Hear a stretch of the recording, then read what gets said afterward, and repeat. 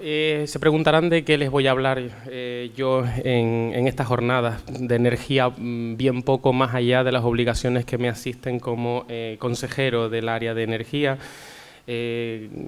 Gracias al Cabildo Insular de La Palma, pues a día de hoy estamos dotados de un servicio técnico que le da solvencia. Por lo tanto, yo, como abogado en su momento, entendía algo de derecho, ahora cada día entiendo menos.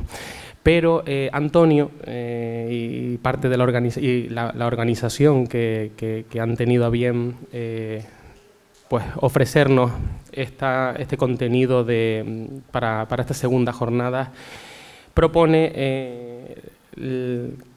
que intervenga y que lo haga desde una perspectiva donde hablemos de derechos. Y con este objeto y con este objetivo vamos a hablar de la energía como un derecho. Un derecho, pero un derecho en mayúsculas.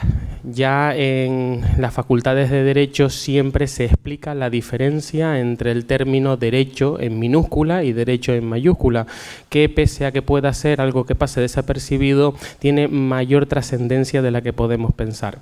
Cuando hablamos de derechos en mayúsculas, hablamos de derechos principalmente de carácter fundamental, de derechos facultativos hacia la persona. Y en este caso vamos a hablar de derechos humanos. Y ustedes pensarán, derechos humanos, la energía, ¿eso qué es? Derechos de cuarta generación, derechos de segunda generación, derechos de tercera generación. A día de hoy no está establecido como tal de forma explícita o expresa contenido dentro de la Declaración de Derechos Humanos la energía como derecho de la persona, como derecho humano. Pero ¿qué ocurre? ¿Existe realmente el derecho a la energía? Para poder dar respuesta a este planteamiento, lo primero que tenemos que preguntarnos es qué entendemos por derecho, que es para nosotros el derecho. El conjunto de normas es lo que vamos a entender como derecho nosotros, un conjunto de normas que tiene por objeto regular o facultar y, por lo tanto, relativas a las relaciones en materia de energía. Así pues, lo que hemos propuesto entender como derecho es el conjunto de normas que tiene por objeto regular y facultar las relaciones relativas al acceso y uso a la energía. Acceso y uso, estos son dos términos sobre los cuales vamos a pivotar a lo largo de la ponencia. Y así pues, una vez entendido que existe un conjunto de normas que tiene por objeto regular o facultarnos en materia energética, tanto en el acceso o en el uso, lo que nos corresponde preguntarnos es si existe o nos corresponde la energía como un derecho individual, ya que la energía a día de hoy nos puede corresponder en materia de acceso y uso porque supone un volumen de negocio muy importante en el panorama nacional e internacional.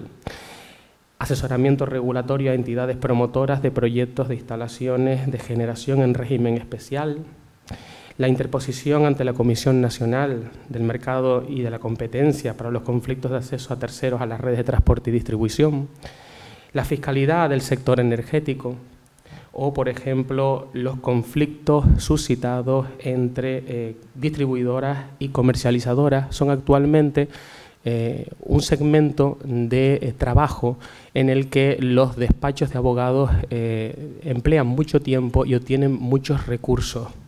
Aquí sí que no discutimos la existencia del derecho a la energía. Hablamos de un conjunto de normas que regula, faculta y tiene por objeto estrictamente el entendimiento de la energía. Pero volvemos a esa pregunta. Volvemos a la pregunta de si nos corresponde realmente un derecho de carácter individual.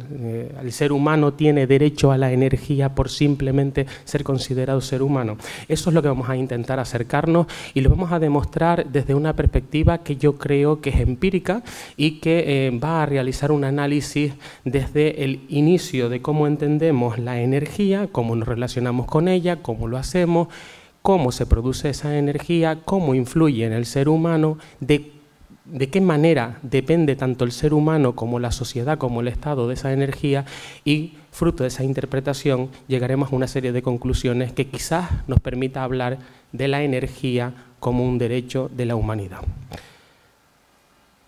Así pues, nos vamos a preguntar cómo nos relacionamos con la energía. Básicamente nos relacionamos con la energía a través del uso y el acceso. Ese acceso y ese uso básicamente se produce a través de la circulación de bienes y servicios y nos convierte en consumidores o usuarios de forma individual. Nosotros accedemos a esa energía o la usamos y en ese momento nos convertimos, para el derecho, siempre estamos hablando en el marco normativo, nos convertimos en usuarios y también nos convertimos en consumidores.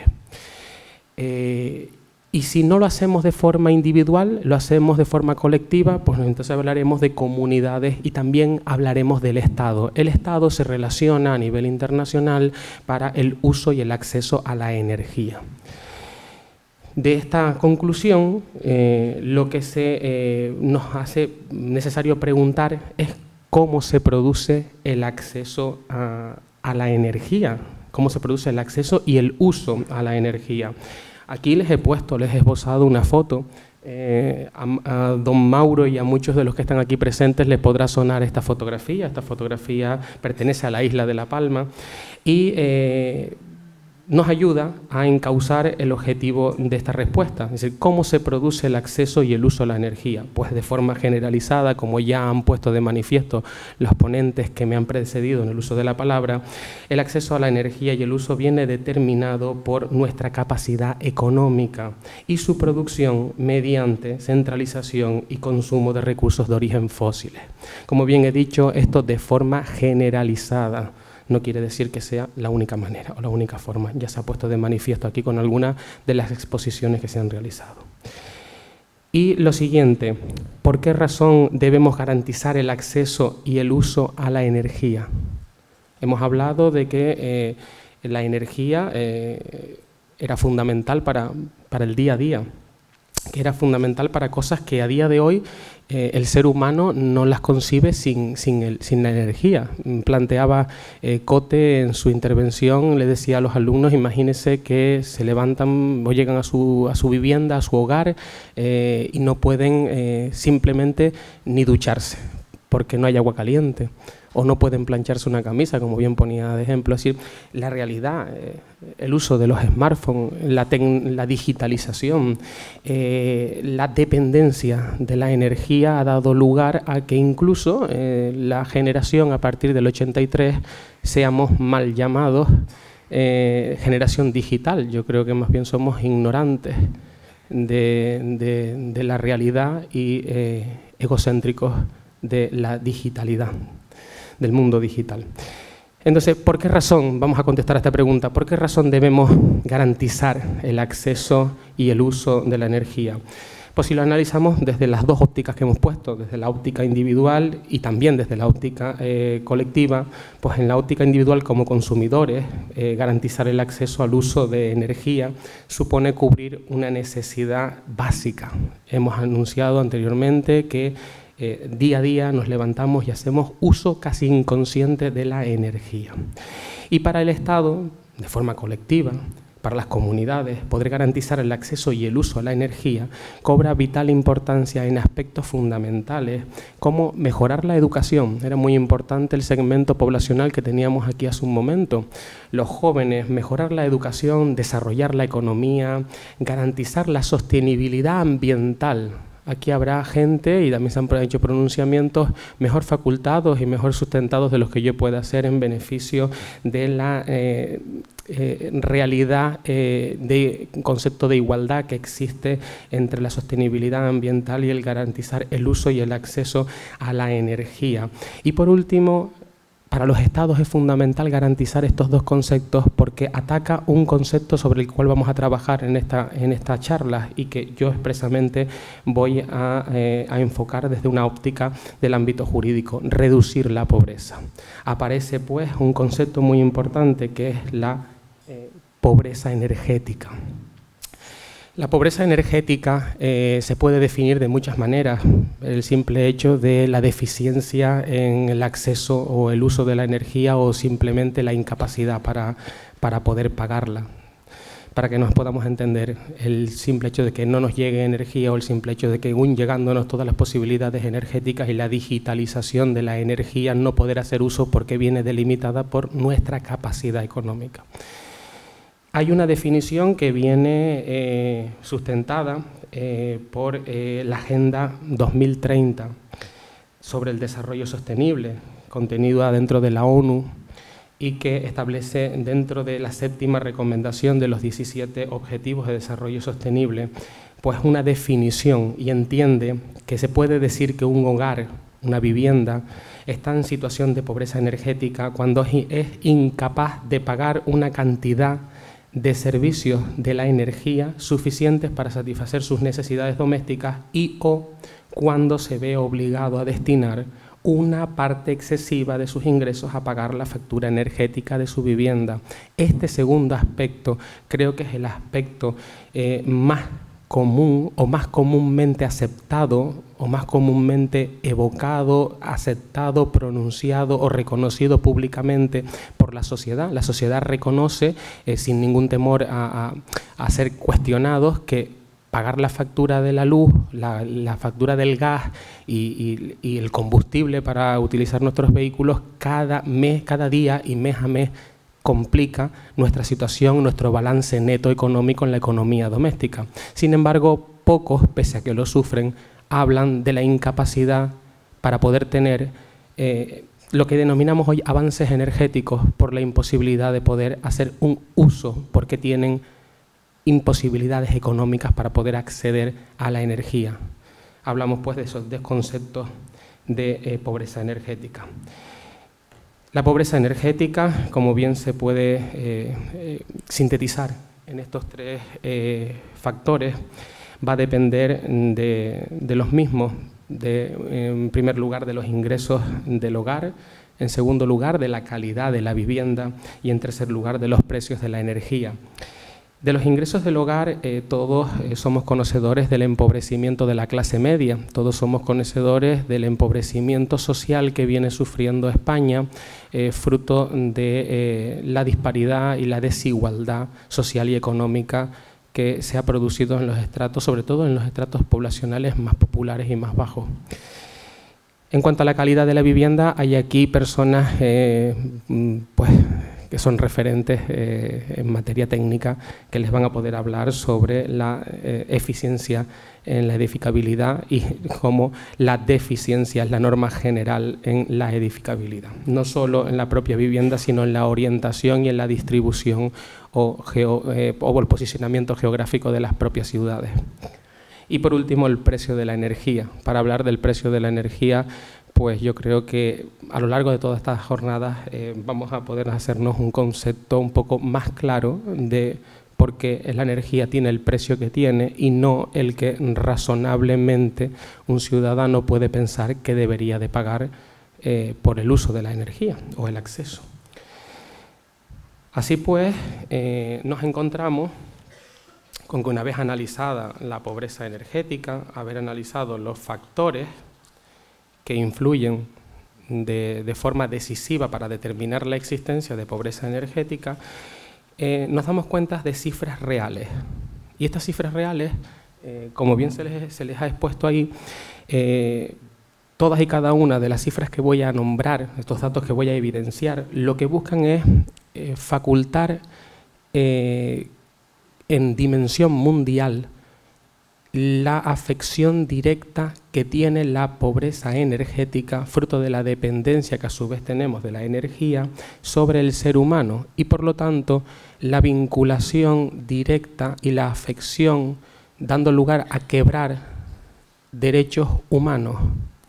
Así pues, un dato que se encuentra dentro de la Agenda 2030 sobre el desarrollo sostenible de la ONU, sustentado dentro de un informe de aval internacional con la participación de más de 70 entidades, también universidades y centros de desarrollo de pensamiento, han concluido que el 13% de la población mundial aún no tiene acceso a servicios modernos de electricidad. Esto se pone de manifiesto sobre todo en los países en vías de desarrollo. En cuanto a la pobreza energética, también podemos decir, dentro de ese informe y contenido en la agenda citada de la ONU, que 3.000 millones de personas dependen de la madera, el carbón vegetal o los desechos de origen animal para cocinar y calentar la comida. Esto último, tanto el carbón vegetal como los desechos de origen animal, tiene una afección para la salud altamente nociva por la concentración de gases. Esto es una realidad patente en países, sobre todo el continente africano. Y otra nota que podemos sacar de ese informe es que la energía es el factor que contribuye principalmente al cambio climático y representa alrededor del 60% de todas las emisiones mundiales de efecto invernadero. Nos llama mucho la atención la relación entre dependencia energética, su proyección sobre la sociedad generando pobreza energética y a su vez este hecho indiscutible, la contaminación, las emisiones de gases invernadero y su afección al ámbito del ser humano es indiscutible. Después nos encontramos otros aspectos como que la contaminación del aire en locales cerrados debido al uso de combustibles para la energía doméstica causó 4,3 millones de muertes en 2012, donde 6 de cada 10 eran mujeres y niñas. Esto, por eso les resaltaba anteriormente el uso de combustibles como el carbón vegetal o los desechos de origen animal para la obtención de combustible, para poder hacer lo más básico, que es la alimentación. El hecho de la concentración del aire en locales cerrados pues produce acciones nocivas directas en el ser humano. En este caso, en el año 2012, 4,3 millones de muertes. Por último, otro dato que me pareció importante resaltar es que en 2015 el 17,5% del consumo final de energía fue de energías renovables.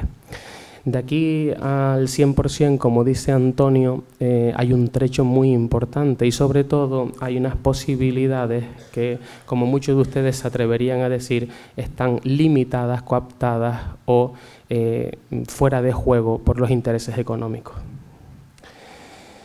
Así pues, vamos a analizar un aspecto importante, porque ahora, una vez visto que hay un fundamento para pensar o pretender que exista un derecho a la energía para el individuo, porque la energía produce una afección directa a la vulneración de derechos humanos de carácter fundamental de primer, segundo y tercer orden, vamos a ver cómo poco a poco la normativa, tanto en ámbito internacional, ámbito europeo, ámbito estatal y ámbito autonómico, ha empezado a reconocer, como se suele decir, por la puerta de detrás, introduciendo figuras en el ámbito de la legislación al ser humano, no tanto como individuo en su concepción como consumidor usuario, sino que avanza más allá y empieza a hablar de la energía y el individuo como elementos indispensables para su realización básica. Así pues, lo primero que nos encontramos es en derecho internacional. Vemos que en 2015 la ONU aprobó la Agenda 2030 para el Desarrollo Sostenible. Esta agenda cuenta con 17 objetivos, como anteriormente expuse, y en su objetivo número 7 establece lo siguiente. Objetivo séptimo, garantizar el acceso a una energía asequible, segura, sostenible y moderna para todos.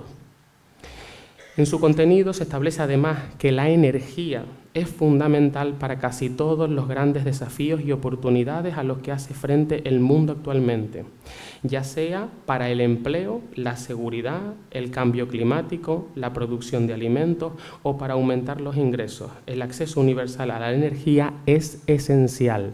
Esto lo encontramos en el marco internacional. En el marco europeo nos podemos encontrar directivas como la que pueden ver ahí, Directiva 2009/72 del Parlamento Europeo y del Consejo, de 13 de julio del 2009, donde se habla de que la pobreza energética es un problema cada vez mayor en la comunidad, donde los Estados miembros afectados todavía tienen que empezar, que no han tomado medidas, tienen que empezar a tomarlas, y habla de que esta directiva permite a los Estados miembros la adopción de políticas nacionales en favor de los clientes vulnerables. Ya en 2009 esta directiva, que a su vez derogaba la directiva 2003/54, habla del ser humano, del ciudadano europeo, como cliente vulnerable. Continúa la evolución y la directiva 2012/27 del Parlamento Europeo y del Consejo, relativa a la eficiencia energética, creo que es muy conocida, que dio lugar a la modificación de la directiva 2009/125 y también la derogación de la directiva 2004/8 y la 2006/32, establecía un marco común de medidas para el fomento de la eficiencia energética y establecía ese famoso objetivo principal de eficiencia energética en la Unión Europea de un 20% de ahorro para el 2020. Si vimos en el 2015 era un 17, algo a nivel mundial, esta cifra está muy lejos de la realidad que se ha conseguido. Después otras directivas como han dado lugar, como la 2004-2008 o las 2006-2032, básicamente trataban al individuo, al ciudadano europeo como consumidores, pero empezaban a lanzar recomendaciones a los Estados miembros para empezar a analizar los inicialmente denominados clientes vulnerables, posteriormente denominados ciudadanos en riesgo de pobreza energética. Así pues, la Comisión Europea, alertada por la presencia de la pobreza energética como uno de los elementos y como un denominador presentes en los estados con relación directa hacia el consumo y el uso de la energía, establece la dotación del Observatorio para la Pobreza Energética de la Unión Europea. Eso lo hace el 29 de enero de 2018.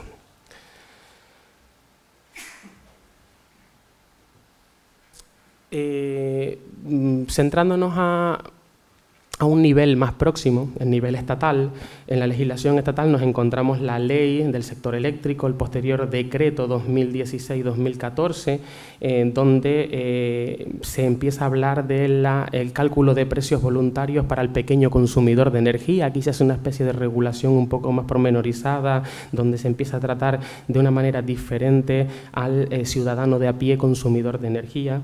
Después, en el Real Decreto Ley de 7/2016, se empieza a hablar del bono social y otras medidas de protección para el consumidor vulnerable de energía eléctrica. Como este decreto no cabía, porque al parecer el papel solo aguanta lo que queremos que aguante cuando queremos que lo aguante, pues posteriormente el decreto 897/2017 viene a regular la figura del consumidor vulnerable y el bono social y otras medidas de protección que ya venían recogidas en el anterior decreto del 2016. Pero por si fuera poco, pues la orden 943/2017 de 6 de octubre viene a desarrollar el Real Decreto 897/2017.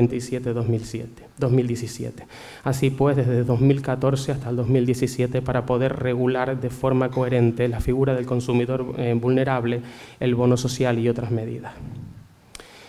¿Y qué ocurre en el nivel autonómico? Pues lo que suele ocurrir en muchas ocasiones, van por delante de la necesidad estatal y sobre todo de la audacia jurídica y legislativa de los estados. Así pues, nos encontramos con la Ley 24/2015 del Parlamento de Cataluña.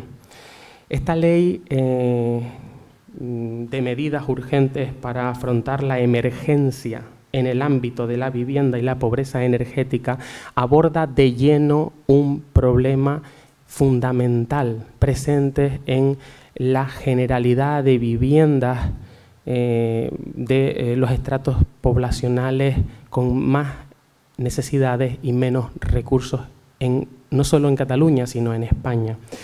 Así pues, esta ley, que es fruto de una iniciativa legislativa popular, fue cosida a recursos de inconstitucionalidad, con la aplicación de 16 suspensiones de vigencia y aplicación entre su articulado por auto y providencia del Tribunal Constitucional de 20 de septiembre y 24 de mayo del 2016 respectivamente, y aparte de una serie de recursos más interpuestos por las grandes eléctricas españolas e internacionales, esta ley a trancas y barrancas, con ese lastre de recursos de inconstitucionalidad, etcétera, consiguió evitar el corte del suministro a 39.000 familias, según datos facilitados por la Generalitat en el año 2016.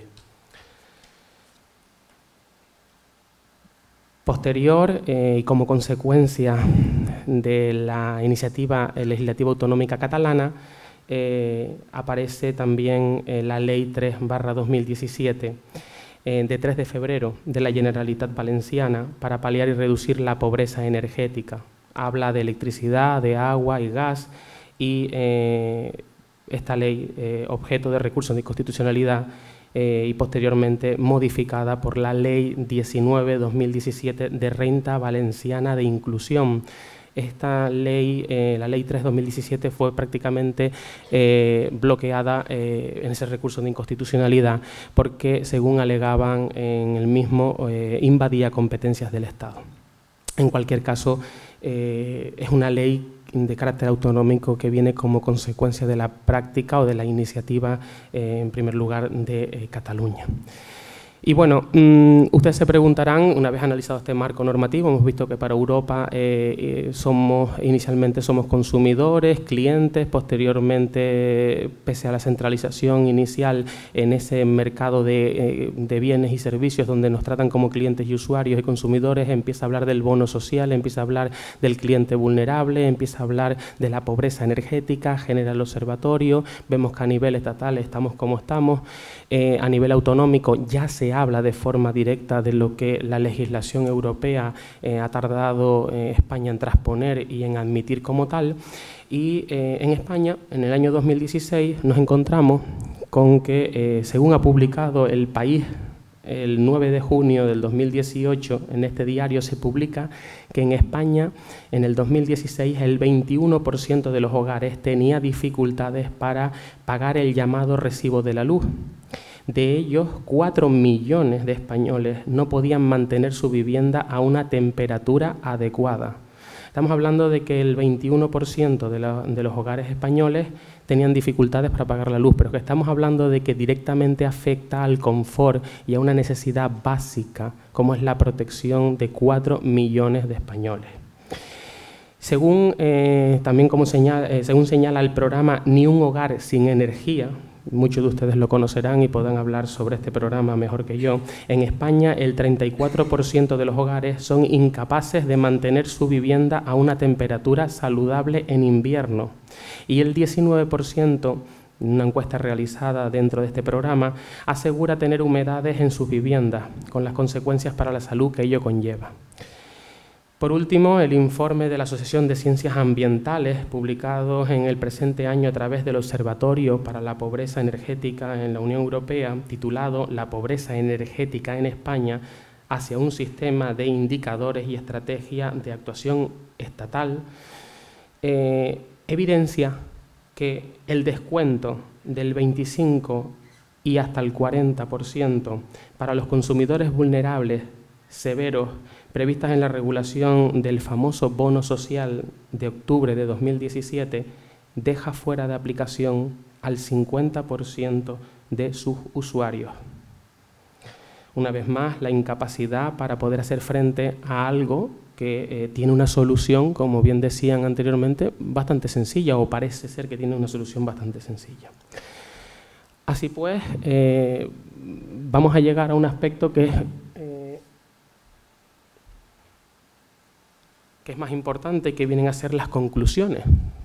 Como bien he realizado, hablamos primero de que entendíamos derecho como ese conjunto normativo, el derecho a la energía como el conjunto normativo que regulaba el uso y el acceso a la energía. En segundo lugar, hablábamos de que nos relacionábamos a través del uso y el acceso, que lo hacíamos por esa producción generalizada de concentración a través de la utilización de recursos de origen fósil. Posteriormente hemos hablado de la realidad a nivel mundial con la pobreza energética y la relación que hay directa entre la dependencia de la energía y la generación de pobreza energética en la sociedad. Posteriormente hemos entrado en el marco normativo y hemos analizado este marco normativo desde una óptica mundial, desde una óptica europea, desde una óptica estatal, posteriormente autonómica. Así pues, podemos concluir, o podríamos concluir, que la Constitución y la defensa real de los derechos energéticos frente a la ciudadanía es una realidad indispensable para la existencia de la propia sociedad. Es una conclusión necesaria que a la cual ya se hacía alusión en el 7º de los 17 objetivos de los señalados Agenda 2030. La siguiente conclusión a la que podemos llegar es esa conclusión necesaria de que para poder hablar de la consolidación de los derechos energéticos, esto implica de forma esencial garantizar un nivel adecuado de los servicios de energía en el hogar, sin exclusión de los niveles poblacionales más necesitados. Es decir, fundamental reconocer la existencia de derechos energéticos al individuo, pero también igual de fundamental o esencial garantizar un nivel adecuado en base a esos derechos a los servicios de energía. Y el tercero de las conclusiones a las que podemos llegar es la energía como un derecho, es la consecuencia directa de la interpretación garantista del conjunto de los derechos humanos de segunda y tercera generación. Así pues, ¿cuál es nuestra aportación? Yo me he atrevido en esta intervención, con este recorrido que les he explicado, a concluir que la energía como derecho humano, es una consecuencia directa de la interpretación garantista del conjunto de los derechos humanos de segunda y tercera generación. ¿Esto qué significa? Los derechos humanos de segunda y tercera generación garantizan aspectos y reconocen como derechos aspectos como la sostenibilidad ambiental o el derecho al trabajo. Hablábamos que la energía para los estados, en el acceso y el uso, garantizar un estado el acceso y el uso de la energía les suponía tener una herramienta fundamental para poder garantizar, entre otras cosas, el empleo, el crecimiento económico, la eficiencia energética, la estabilidad de su propia sociedad y, en definitiva, luchar contra el cambio climático, por la relación directa que vimos del 60% de aportación de gases de efecto invernadero al cambio climático a través del consumo energético.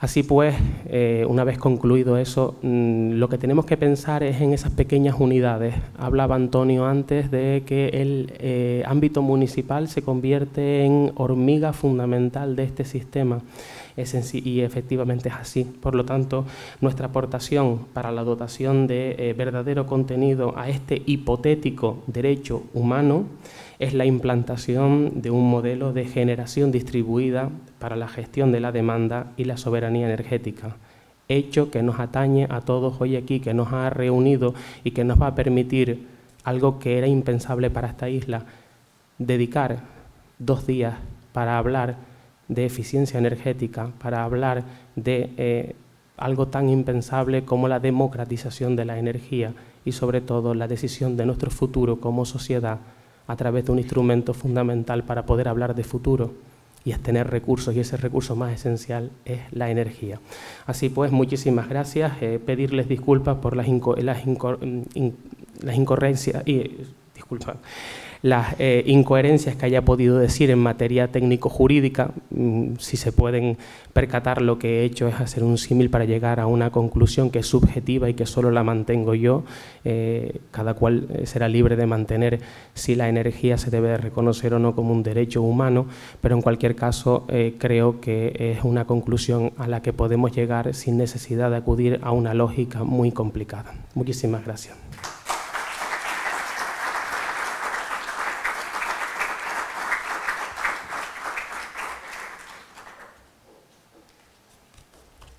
No sé si hay alguna cuestión, pero antes de que surja esa cuestión, sí me gustaría informar de que en cumplimiento de estas acciones, básicamente de esta consecuencia final que he puesto, que es nuestra contribución, informo de que a fecha de hoy tenemos concedidas o propuestas para su concesión 151.020 euros, resultando beneficiarios 46 personas para la producción de energía eléctrica mediante sistemas de panel fotovoltaico para el autoconsumo en viviendas conectadas a la red de distribución. Algo que, al igual que estas jornadas, era algo muy impensable para esta isla.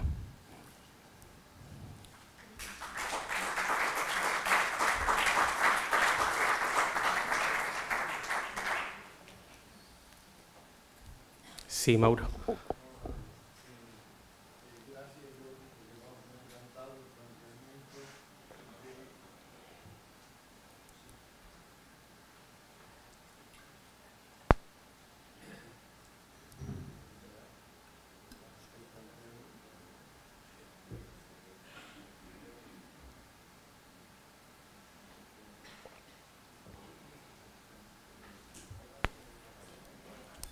Sí. Gracias, Jordi, me ha encantado el planteamiento que ha hecho por la necesidad vital y derecho de todo el usuario a tener energía. Yo estaba haciendo una cuenta mientras hablaba y relacionado año 55 La Palma, un sueldo medio bajo, que era de orden de 500 a 600 pesetas. Y el consumo estaba en 10, 12, 15 pesetas.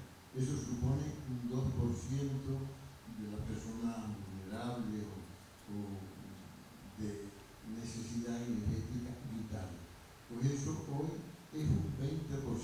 Por tanto, la energía hoy es un lujo, y un lujo que no se puede pagar. Y yo creo que habría que hacer lo posible por bajar todo lo que sería el término de energía y el término de potencia. Nos están apabullando con el término de potencia, esté viviendo, no esté viviendo, consuma o no consuma. Y eso hay que plantearlo porque eso deja a muchas familias sin la energía vital necesaria para la subsistencia. Efectivamente, Mauro, tu aportación pone de manifiesto algo que no se nos escapa y que es algo muy común, aunque, como decían anteriormente, cuando leemos la factura no la entendemos. La extorsión, eso se denomina extorsión, la extorsión al ciudadano a través de la imposición de una obligación de pago que en muchas ocasiones se traduce en algo imposible. Aunque parezca mentira, pagar la factura de la luz no solo es la factura de la energía, no solo es la factura de la luz, lo que quiero decir es también el gas, es también el simple hecho de poder utilizar el medio de transporte privado, se está convirtiendo en un lujo, como bien pones de manifiesto. Tú pones sobre la mesa un aspecto que podemos tocar, pero creo que es un aspecto más de una larga lista que en esta jornada se pondrá de manifiesto. La diferencia entre los porcentajes a pagar por potencia, consumo real, yo creo que es algo de verdad que sería objeto de fiscalía de turno. Yo creo que las eléctricas están haciendo algo que, como bien ha resultado en otras prácticas abusivas en las que los consumidores y usuarios hemos sido objeto de la imposición de condiciones, del pago de intereses, del pago incluso de impuestos que no nos correspondía tributar, como se ha reconocido hoy por el tribunal, el más alto tribunal en materia en España. Los bancos nos obligaban a tributar por las hipotecas. Hoy se ha reconocido que ese tributo no le correspondía pagarlo al ciudadano. Pues lo mismo, yo espero que lo mismo ocurra con las eléctricas y que esa práctica que has puesto de manifiesto deje de existir. Sí, quería felicitar a los profesores porque desde su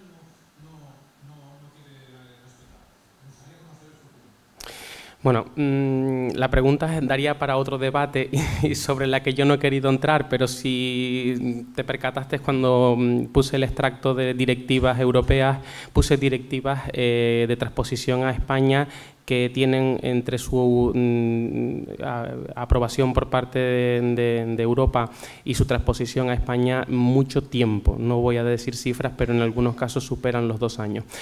La transposición es una realidad y es un fraude. La no transposición es un fraude. La obligación de transposición está impuesta en la firma del acuerdo que nos da lugar a ser ciudadanos europeos y, por lo tanto, a España como miembro dentro de la Comunidad Económica Europea. La no transposición es la trampa que utilizamos muchas veces las administraciones, y digo utilizamos, las administraciones para cumplir objetivos mirando para otro lado. Es decir, yo cumplo objetivos porque los criterios bajo los que rijo mi objetivo son los que me interesan, porque la imposición de nuevos objetivos dispuestos en directivas o en normas europeas me dejarían en ridículo ante la realidad de la obligación de las administraciones. Pero es que el desarrollo legislativo no solo afecta a las directivas europeas en su transposición, sino también a las propias leyes estatales y a los reglamentos del reglamento para al final llegar a una orden y 4 años después poder aplicar el bono social, que, como bien ha puesto de manifiesto el Observatorio para la Pobreza Energética en Europa, el 50% de los usuarios se quedan fuera. Algo que lo sabía el Ministerio, porque dentro de la exposición de motivos que dio lugar a la creación de esta medida ya sabían que con las cifras de la dotación económica se quedaba fuera un 50%.